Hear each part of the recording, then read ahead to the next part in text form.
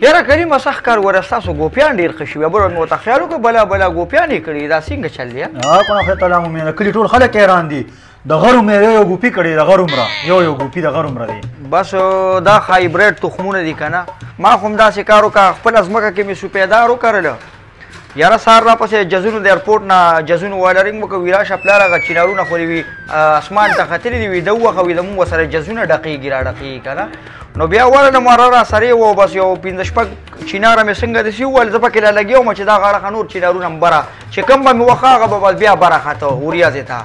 نو پوره لانجه سازه وه والله یا خدایه توبه ده دروغ لږ کم وایه منه ولې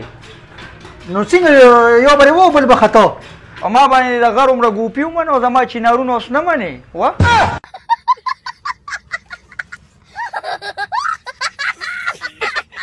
دا جنې خوښه شوې او دا مال انکار خطاړو زما ته خوښې بدرنګه چوړې جمعداره بس ماله به حاجي صاحب کار کوي ته ګوره که نه زه به تا باندې خپل ځان هم قربانوم خپل شکل ته پته دي دا چپې سترګې دي ولې زه به تا سره واده وکړم ته ګوره صرف ته ګوره